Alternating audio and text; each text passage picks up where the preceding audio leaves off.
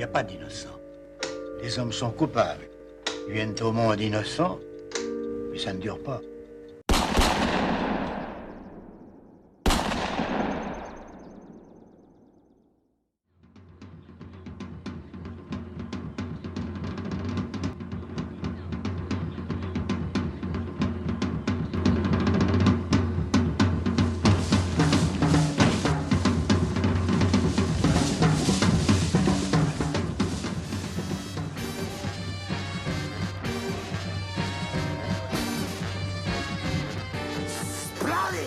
Désolé pour l'intro, mais j'avais besoin de mettre un peu de couleur et un peu d'énergie à cette vidéo, parce qu'avec le sujet d'aujourd'hui, le cercle rouge, il n'y en aura plus. Tu es le seul à qui j'oserais proposer une affaire. Classique, sûr, sans risque, si elle est bien faite. Et si elle est mal faite? Bonjour à tous, aujourd'hui on continue notre hommage à Bourvil. Je vous charge de retrouver vos gènes par tous les moyens. Et quoi qu'il vous en coûte. Vous pensez qu'il va réussir? Il y arrivera. Pour une fois, le gibier est intelligent. Pour les nouveaux, sachez que j'ai décidé cette saison de consacrer une partie de mes vidéos à Bourvil, un sujet que je maîtrise moins, mais cette chaîne ce n'est pas que mes goûts et mes couleurs. C'est une chaîne que je dédie intégralement au cinéma français d'hier et d'aujourd'hui. Ça a de l'ordre de 2 milliards d'anciens francs. Prix de vente. Il reste à trouver le tireur d'élite. J'ai connu il y a 4 ou 5 ans un très bon tireur. Un policier. Et ça implique parfois de parler de films que je connais pas, ou que je connais moins. Des films que j'aurais vus qu'une seule fois dans mon enfance, il y a une trentaine d'années, en famille. Et parfois, c'est vous, les abonnés de Dienco TV, qui me les suggérez, pour analyser des films qui sont cultes pour beaucoup, mais qui le sont pas forcément pour moi. Ou alors je sais même pas qu'ils le sont parce que je les ai pas vus depuis très longtemps. Il faudra reconnaître les lieux. Ça, ce sera vous.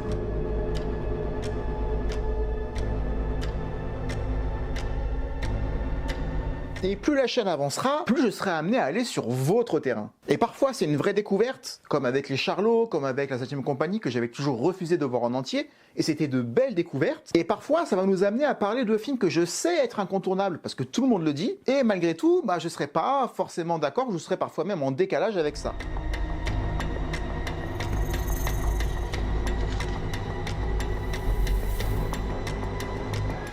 Pour savoir à quelle catégorie de film appartient le cercle rouge, il faudra attendre la deuxième partie de la vidéo sur laquelle je donnerai mon avis sur le film. Mais mon avis c'est pas la priorité parce que la priorité c'est le film et surtout aujourd'hui c'est Bourvil.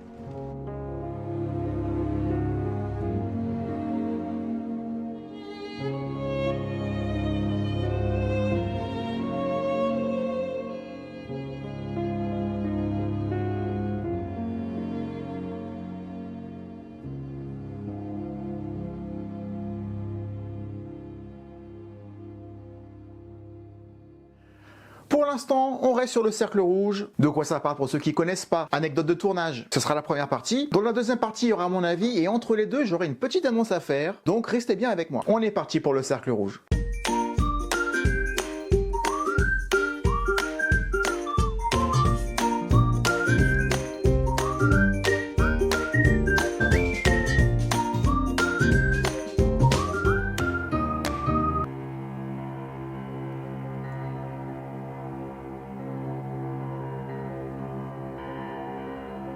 Après son accident sur le tournage des Cracks, sur lequel Bourvil se plaignait du dos, et après le tournage du Cerveau durant lequel Gérard Houry réalisera l'état de santé de l'un de ses interprètes fétiches, André Bourvil se sait condamné et n'a plus que 2 ans à vivre dans le meilleur des cas. Souffrant de myélome multiple, appelé aussi la maladie de Kaller, il décide de continuer à travailler, voire de travailler le plus possible pour repousser la maladie et y penser le moins possible, et se battre pour sa survie. Il décide alors de tourner dans des registres dans lesquels on ne l'attendait pas. Par exemple, il tourne le drame L'Arbre de Noël. Et aujourd'hui, on peut tout guérir. Alors. Enfin, presque tout, quoi. On en a parlé cet hiver. Les Talons de Jean-Pierre Mocky, un film dans lequel Bourvil ne devait pas tourner à la base car il avait refusé le scénario, est un film aussi particulier dans sa filmographie. Certes, à la base, il l'avait refusé, mais la une d'un journal à scandale, 2 semaines après son refus sur le film, va le faire changer d'avis. Le journal disait, en gros titre, le drame de Bourvil, jamais plus il ne tournera. L'article parle de son cancer, des assurances qui refuseraient désormais de le couvrir. Son secret, si bien gardé jusque-là, était réduit à néant. Bourvil appelle alors Jean-Pierre Mocky, le réalisateur du film, et il accepte de tourner sous condition. Le tournage se fera en 18 jours, les salaires ne seront payés que si le film va à son terme, ce qui est accepté par toute l'équipe, excepté par Philippe Noiret, qui s'en excusera plus tard et qui a été remplacé par Francis Blanche. André Bourvil paiera lui-même son assurance à un prix exorbitant et le tournage ira jusqu'à son terme. Le film sortira, et pas de repos pour Bourvil, car à la sortie du film Les Talons en salle, en février 70, Bourvil tournait déjà Le Cercle Rouge, sous la direction de Jean-Pierre Melville.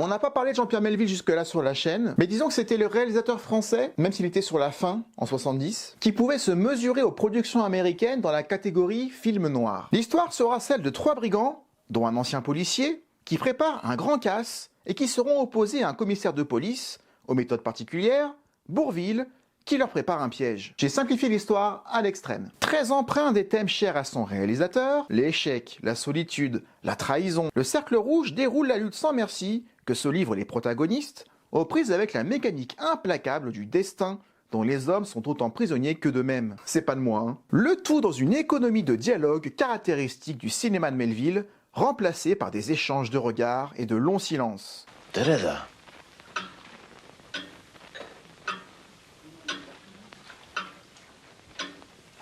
Tout à fait bouleversé. Ah oui. À l'origine, le réalisateur songe à Belmondo pour le rôle de Vogel, le prisonnier qui échappe à la surveillance de Bourvil en début de film. Mais Belmondo et le réalisateur sont fâchés depuis leur dernier tournage, ensemble, en 1963. Une longue fâcherie, ils en sont même venus aux mains sur le tournage de L'aîné des fers chauds. Et c'était chaud. Et ils pensent à Paul Meurice dans le rôle de Jensen, l'ex-policier tireur d'élite.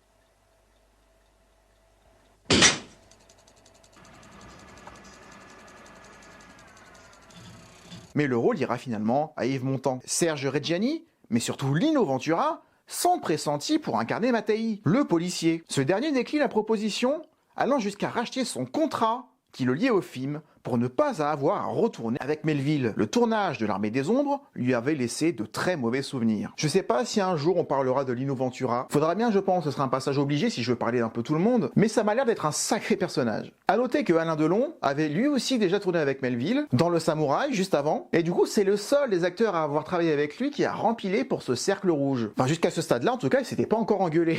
Ça viendra plus tard, en 72, dans le dernier film de Melville. Ils auront jamais le temps de se réconcilier parce que malheureusement, Melville est décédé en 73. Au final, le film réunira Alain Delon, Yves Montand, Diane Maria Volonté, un acteur italien, et Bourvil dans le rôle du commissaire. Une quasi-première pour l'acteur, plus habitué au rôle tragicomique. Adieu Gina. Vous serez pour moi un bien joli souvenir d'Italie. Je vous souhaite beaucoup de bonheur. À la lecture du scénario, ravi à l'idée de pouvoir encore travailler, et d'autant plus sur un registre si différent, Bourvil s'inquiète cependant de savoir s'il sera crédible. Ce dernier disait « Je n'ai pas l'âme d'un commissaire. Ce n'est pas un métier que j'aurais aimé faire. Mais mon personnage est-il un brave homme ?» avant d'être rassuré par Melville qui lui dira que personne n'est tout bon ou tout mauvais. Ce qui est vrai. Afin de se préparer à jouer un personnage plus sombre qu'à l'accoutumée, Melville organise à Bourvil une projection de De sang-froid de Richard Brooks afin de montrer ce qu'il attend de lui. Un personnage de flic implacable comme celui joué dans ce film de 67 par John Forsythe. Mais Bourvil s'étonne de la comparaison, estimant que l'acteur était beau et surtout si bien habillé. Melville confie alors Bourvil à son tailleur qui lui confectionnera 2 costumes sur mesure, confectionnés dans les plus belles étoffes. On les choisit des chemises à col italiens, 2 trenchcoats commandés directement à Londres. Jamais Bourvil n'aura été aussi élégant sur un grand écran. Il demandera d'ailleurs à racheter ses propres costumes à la production. Sachant qu'il est condamné et qu'il va mourir dans quelques mois, cette force de se dire « je vais continuer, je vais quand même vivre », c'est vraiment super touchant. Melville rassurera d'ailleurs Bourvil sur sa maladie, lui affirmant que John Wayne, par exemple, avait tourné 10 films après son cancer des poumons et que Melville lui-même ne vivrait pas vieux. Et il avait raison. Le tournage débute à Marseille le 18 janvier 1970. Un tournage douloureux pour Bourvil qui éprouve des douleurs de plus en plus insupportables. Mais il refuse de se faire doubler, même pour les courses dans les bois en début de film. Très à l'aise dans le registre de la comédie, il livre une composition remarquable, incarnant un commissaire froid, rigoureux, pragmatique, pas spécialement sympathique, n'hésitant pas à recourir à des méthodes peu recommandables pour parvenir à ses fins. Pour se cacher, il demandera de l'aide. Tu le sauras. Et moi aussi. À demain. Melville sera impressionné par la capacité de l'acteur à s'adapter à ce nouveau registre. André Bourvil est un grand acteur, l'un des plus grands acteurs français, mais n'est pas a priori un acteur melvillien. Il y a des moments où André Bourvil est absolument bouleversant. Il apporte à mon histoire un élément d'humanité que je n'avais pas imaginé. André Bourvil donne plus de nuances et de fragilité au personnage, ce que n'aurait pas pu faire Lino, dont la stature est toujours un défi. Les dernières scènes du film sont tournées au château de Montillon, propriété de Jean-Claude Brialy. Mission accomplie pour Bourvil, le dernier plan du film montre le commissaire Mateille et son adjoint avant une ultime rencontre avec son supérieur. La prise est bonne, Melville est satisfait. Néanmoins, André demande de la retourner à nouveau, disant qu'il pensait pouvoir mieux faire dans une scène pourtant muette. Comment faire mieux dans une scène où il ne parlait pas? Eh ben la solution elle est là. Tactique du gendarme. C'est d'être toujours là quand on ne l'attend pas. Du gendarme. C'est d'être...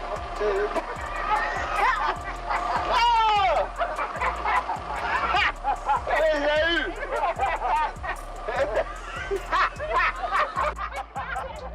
Ça c'est les happy end.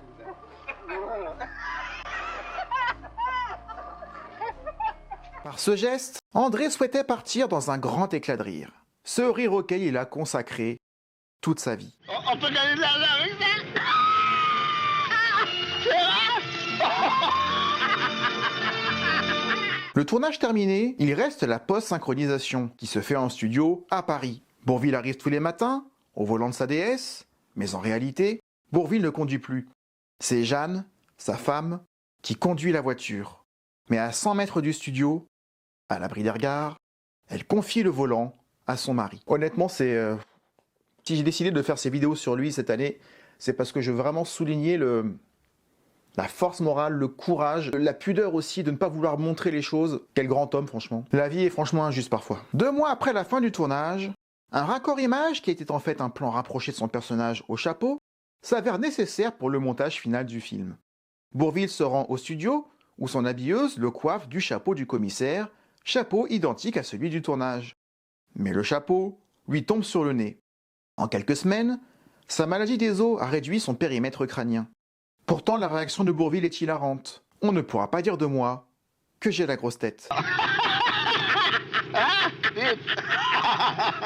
Voici d'ailleurs ce que dit Bourvil de son propre personnage le 11 avril 70 à François. Attention spoiler. J'interprète le rôle d'un fonctionnaire intègre, efficace, qui n'hésite pas à avoir recours à des méthodes énergiques pour gagner. Je ne peux pas jouer les méchants, c'est plus fort que moi. Je suis triste quand je me trouve dans l'obligation d'abattre les 2 gangsters que sont Delon et Montand. Delon, dont j'étais le père dans Le chemin des écoliers, a fait une ascension extraordinaire. Quel acteur! Il évolue bien avec son âge. À aucun moment, le spectateur n'aura envie de rire. À aucun moment, le spectateur n'avait envie de rire, ce qui change beaucoup des films que je traite habituellement sur ma chaîne, sauf que la chaîne n'a pas vocation qu'à parler de comédie. Je veux parler de films français. Et parler de films français, c'est parler souvent de comédie, mais pas tout le temps. La preuve avec Le Cercle Rouge. Le film sort le 20 octobre 70, soit un mois après le décès de Bourvil, et une semaine après Le Mur de l'Atlantique, qui était son tout dernier film. On fera une prochaine fois. Son incroyable composition lui aurait sans doute promis une carrière différente dans le cinéma français des années 70, au sein de l'univers de certains cinéastes. Avec plus de 90 000 spectateurs durant la première semaine d'exploitation, rien qu'à Paris, le film se maintient 4 semaines en haut du box-office français et attire, au final, plus de 4,3 millions de spectateurs. Il rencontre également un très grand succès à l'étranger, récoltant les hommages de Martin Scorsese ou encore de Quentin Tarantino. Ils ont même envisagé à l'époque d'en faire un remake. Et je propose de finir la partie 1 de la vidéo sur un hommage au réalisateur sur Bourvil après son décès. Bourvil tient le rôle d'un commissaire de police élégant, très séduisant même. J'ai voulu qu'il soit différent de son image de marque. Je lui ai offert son prénom et c'est un nouvel acteur que la France a reçu, le vrai Bourvil, que connaissait sa famille et ses amis. Adieu le pitre. Il était d'ailleurs heureux de devenir un autre homme. Ce que je retiens le plus, c'est son courage extraordinaire, puisqu'il savait qu'il était condamné. Lorsque nous étions seuls tous les deux, il continuait de donner le change sur son état physique, mais il lui est arrivé souvent de s'entretenir avec moi de sa maladie, sans lui donner de nom bien entendu. C'est un nom qu'on ne prononce jamais. C'est ainsi qu'il me faisait part de sa grande inquiétude concernant les assurances. Il me disait « Là, je viens de passer 6 mois où je n'ai pas été assuré ni assurable. Heureusement qu'ils ont accepté pour votre film, mais je ne crois pas que, pour le prochain, ce sera facile. » Je me souviens d'un jour où nous avons déjeuné boulevard de Strasbourg dans un joli pub où nous avons parlé de sa maladie pour la toute première fois. En dehors de mes mots, qu'est-ce qui m'en ont fait baver les assureurs, m'a-t-il dit. Il a tout de même réussi à être assuré ensuite, pour très peu de jours, pendant le mur de l'Atlantique. Il s'asseyait entre toutes les prises. Dès qu'il n'avait pas à être debout, il s'asseyait immédiatement, sur n'importe quoi. Et malgré les souffrances terribles qu'il endurait, car il devait horriblement souffrir du côté des reins et de la colonne vertébrale, chaque fois qu'il a eu à courir ou à sauter, je lui ai dit « Voulez-vous que je vous fasse doubler ?» Il m'a toujours répondu « Non, non, non, non, absolument pas !» C'est-à-dire que c'est au prix de souffrances vraiment incroyables qu'il sautait. A noter que c'est le seul film où Bourvil est crédité de son prénom, André Bourvil, pour montrer que c'était un acteur complet. Un beau message amené par Melville, parce que c'est lui qui a insisté. Ce sera vous.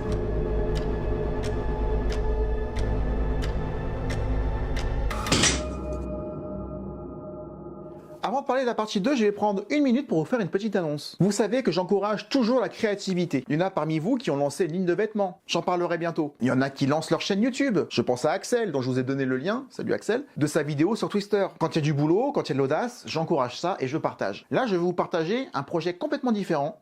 C'est un projet de film, un vrai film, un premier film, avec une histoire assez dingue, mais qui a besoin d'un petit coup de main. Et voici de quoi ça parlerait. Il s'agit d'une comédie fantastique sous forme de huis clos, racontant comment 4 êtres maléfiques, une sorcière, un vampire, une momie et un immortel, sont enfermés dans un château depuis des siècles par peur du monde extérieur. Un jour, ils décident de kidnapper une psychologue afin qu'elle les aide à devenir méchants. Malheureusement pour eux, elle se rendra compte qu'ils n'ont aucune méchanceté en eux. Si le cœur vous en dit, je vous mets le lien dans la description. Ne serait-ce qu'1 euro, 2 euros, si chacun mettait son euro, ça les aiderait énormément. Ça les aiderait à lancer leur société de production et donc à créer ce premier film, ce serait grâce à vous. Et je sais particulièrement que se lancer, c'est très difficile. En tout cas, merci à vous. On est parti sur mon avis sur le Cercle Rouge.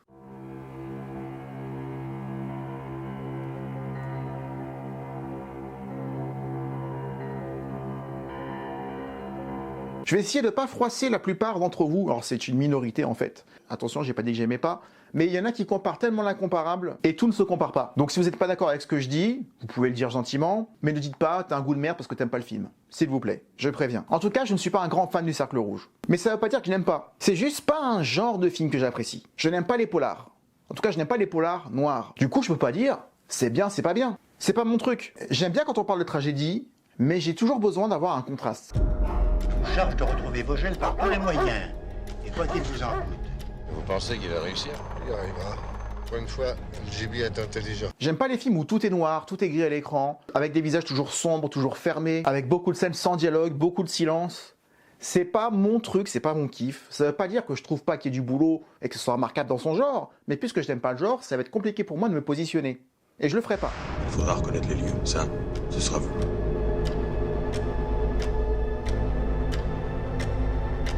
Après, c'est du style Melville. Hein. Melville, les dialogues, ils sont futiles. Ils sont là que quand c'est indispensable.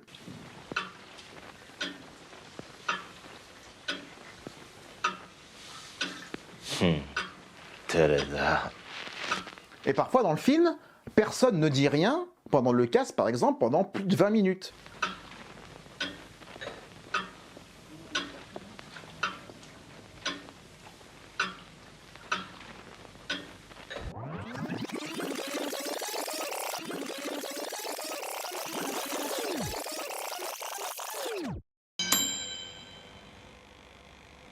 Ils sont pas bavards. Là, avec ça, je suis bien avancé. Et c'est super long. Par contre, il n'y avait pas lieu de parler. Il y avait un micro, ils étaient écoutés, fallait rien dire. Donc ça se prête à ce qui se passe dans le film. Mais dans la forme... Dans la forme, parfois, il n'y a même pas de son. Il n'y a même plus le bruit des pas quand ils marchent, il n'y a même plus le bruit des portes qui se ferment et qui s'ouvrent. C'est un univers. C'est spécial. Comme dirait Thérèse, je ne peux pas dire que je ne peux pas dire que je n'aime pas, mais... Je ne peux pas dire que je n'aime pas Pierre, mais enfin, Ah, c'est juste pas ma came. Par contre, attention, c'est parfois beau. J'aime beaucoup la photographie des scènes de jour, notamment dans les champs avec les chiens, c'est la scène que j'ai préférée. Tout ce qui est traque aux fugitifs avec Bourvil au début, c'est ce que j'ai préféré dans le film. Tout ça, c'est super bien fait et il y a une super ambiance. Je ne le nie pas, hein.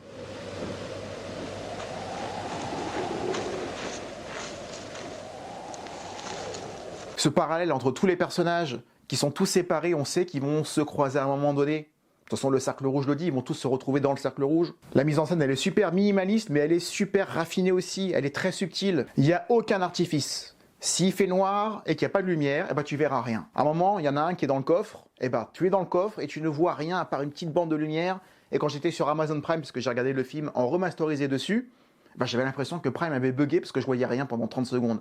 Et c'est long, 30 secondes dans le noir, hein. J'ai gueulé comme un con, alors que c'était normal. Il y a des moments où il n'y a que l'image, il n'y a pas le son, il n'y a pas de musique, il y a très peu de musique. La première musique intervient après 23 minutes, je crois. Sinon, tout le début du film, tu as rien. Même pas un dialogue, rien du tout. Tarada. Et soit tu rentres dedans et t'es à fond, et au cinéma ça doit rendre, mais quand tu regardes ça en essayant de prendre des notes et en essayant d'écrire pour préparer une vidéo, bah j'ai mis au moins 10 fois à regarder les 5 premières minutes parce qu'à chaque fois je sortais du truc, parce que parlez les mecs, mais non, c'est fait exprès, c'est voulu, c'est un style. Et je vais pas dire que c'est un style qui n'est pas bon, c'est un style que je n'aime pas. C'est une nuance importante. Los niños tuvieron una muchacho que era corina, que hicieron ver titio ver toreadora, te quiera vacina. C'est du Melville, c'est un film d'homme. Il n'y a aucune femme, quasiment aucune femme dans ce film-là. La seule femme qui est là, elle a trompé et on la fout au placard. Ou plutôt dans un coffre.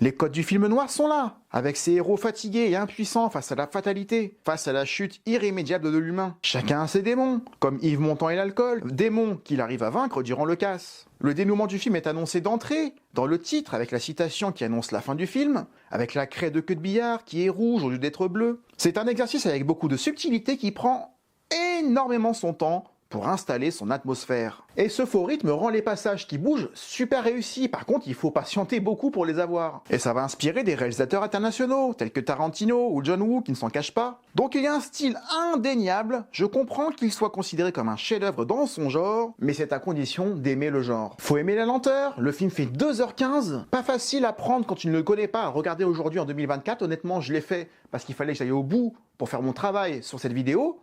Mais je mets mes neveux et nièces à côté du cercle rouge, en bout d'un quart d'heure, ils vont faire autre chose. Hein. Ou alors ils sont sur leur téléphone. Faut aimer le polar noir, avec ses manteaux beiges, avec ses chapeaux. Faut aimer le silence. C'est le film du silence. Mais les gens n'écoutent jamais le silence, qui est un son de l'âme, c'est-à-dire de se remettre sur soi-même, à l'intérieur de soi-même, et de réaliser, de demander à soi-même ce qu'on veut faire dans la vie. Dans cette ambiance parisienne bien grise, parce que j'aime le Paris des années 70, je préfère, même si on ne peut pas les comparer, Peur sur la ville qu'on a fait ensemble. Il y a une ambiance plus film d'horreur qui me parle plus. Il y a une musique qui fait énormément le boulot. J'adore la musique au cinéma. Et l'absence de musique, ça peut être très bien, mais ça peut aussi être très long. C'est beaucoup plus commercial, c'est beaucoup plus facile, c'est beaucoup moins subtil, c'est beaucoup plus... C'est pas le même cinéma.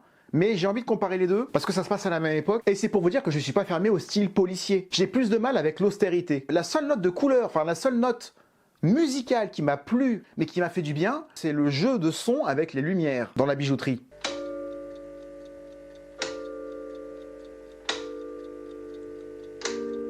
Voilà un petit jeu vivant qui joue un peu avec ce qui se passe, mais c'est la seule, et on a le droit de trouver ça génial. Je vais vous donner quelques petites anecdotes, et on va s'arrêter là.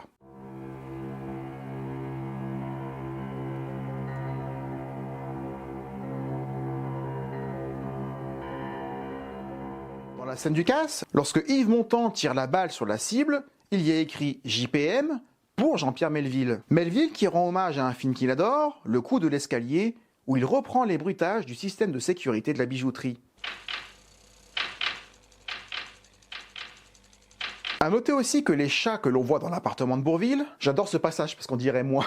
Quand je vivais sur Paris tout seul, je vivais avec des chats.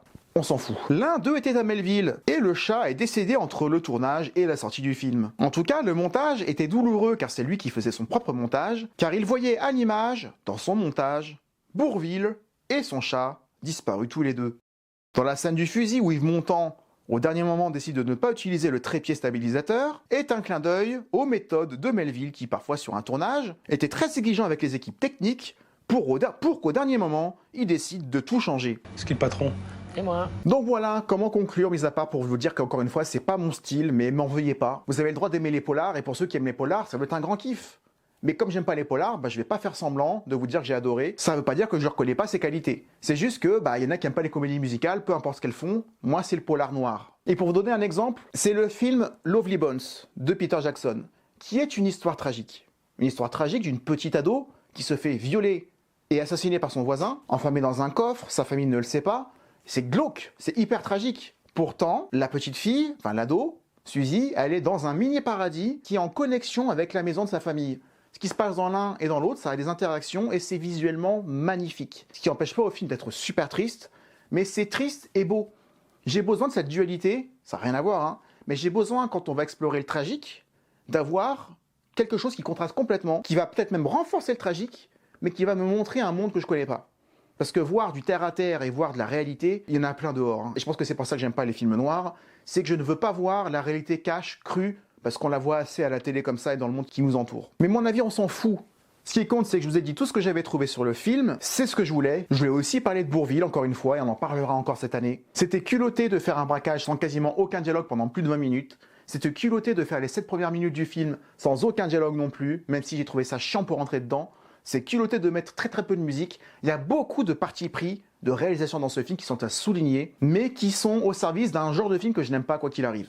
J'espère que vous le comprenez, que vous m'en voulez pas et que vous n'allez pas me pourrir en commentaire parce que j'ai dit des bonnes choses sur Taxi 5 et que je dis moins de bonnes choses sur le Cercle Rouge. Ça n'a rien à voir. En tout cas, je vous laisse en parler entre vous et avec moi, on va en parler en commentaire parce que la chaîne est aussi là pour que vous puissiez échanger entre vous, entre fans du film. Je vous remercie infiniment d'avoir regardé la vidéo. J'espère qu'elle vous aura plu malgré tout. Moi, je suis content d'avoir parlé de ce film-là. Je suis toujours content quand on parle de Bourvil. Je suis content d'avoir revu ce film en entier parce que je ne l'avais pas vu depuis très longtemps. Et la prochaine fois, on parlera d'un tout autre genre. Et c'est ça que j'aime sur la chaîne, c'est qu'on va passer de Taxi 5 au Cercle Rouge et du Cercle Rouge à Bienvenue chez les Ch'tis. Rien à voir.